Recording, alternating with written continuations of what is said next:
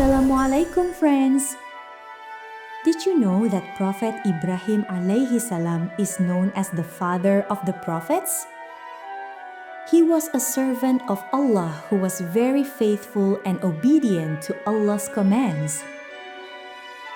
This trait was not only in him but also passed down to his children and grandchildren. That is why Allah chose his messengers from among Prophet Ibrahim's descendants. Prophet Ibrahim once traveled or migrated from his country to Palestine. Then he continued his journey to the land of Egypt. On this journey, he was accompanied by his wife, Sarah, and his nephew, Prophet Lut.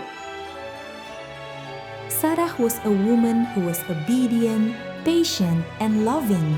Sarah always stood by Prophet Ibrahim in every test of his life.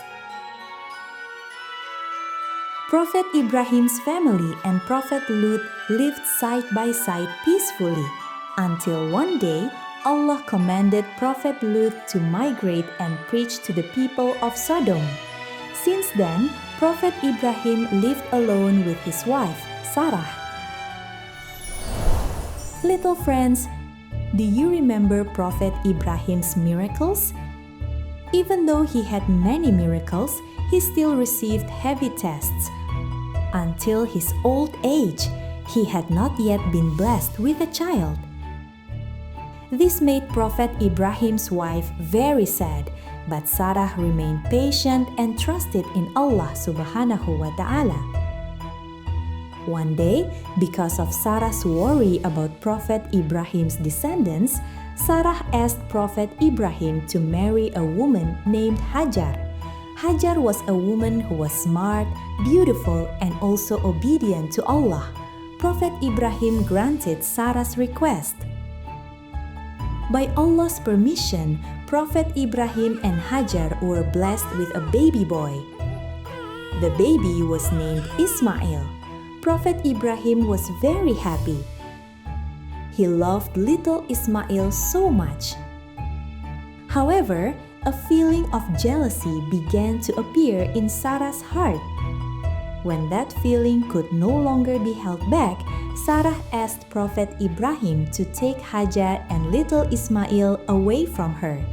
Allah then sent down a revelation for Prophet Ibrahim to grant that request.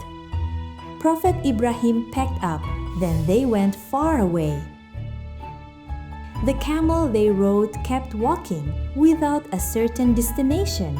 Day after day, week after week passed until finally the camel stopped. That place is known as Mecca. At that time, Mecca was a very dry and lonely land. There was nothing there, only sand, rocks, and the hot scorching sun. Prophet Ibrahim made a simple shelter for Hajar and Ismail. Then he said goodbye. Hajar felt scared. However, she only asked one thing to Prophet Ibrahim. Is this Allah's command? Prophet Ibrahim only nodded to Hajar, and after that, Hajar felt sure Allah would protect her. She believed Allah would not leave them. Day after day passed. The water supply began to run out. Ismail cried because of thirst. Hajar could not bear it and was sad. She got up and ran to look for water source. Hajar ran around looking for water.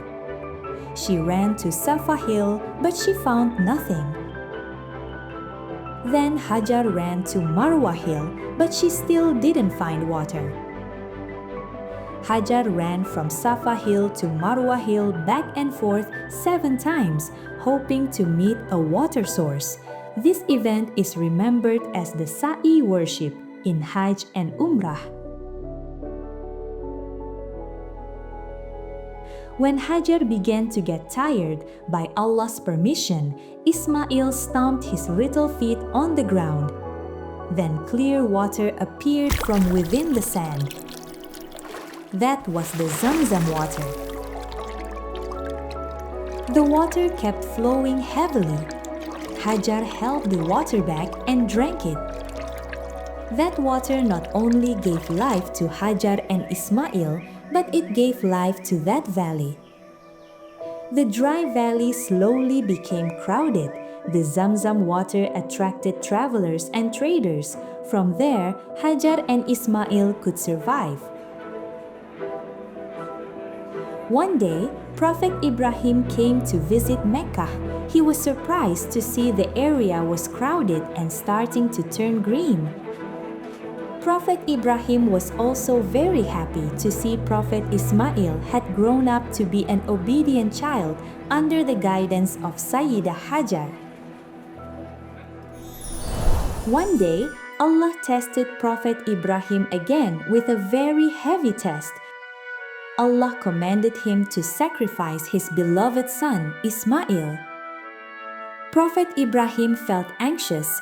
That was when Satan tried to shake his faith.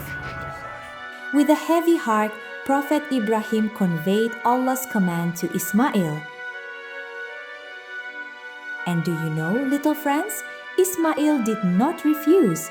He actually strengthened his father's heart and was obedient to Allah's command. When the time came, Prophet Ibrahim was about to carry out that command. At that moment, Allah spoke to replace Prophet Ismail with a sheep. This event is what we know as the Qurban worship during Eid al-Adha. Little friends, that is the story of Prophet Ismail, full of miracles and obedience. Hopefully, you can be more obedient, patient, and submissive to Allah subhanahu wa ta'ala. Okay? Thank you for watching. Assalamualaikum warahmatullahi wabarakatuh.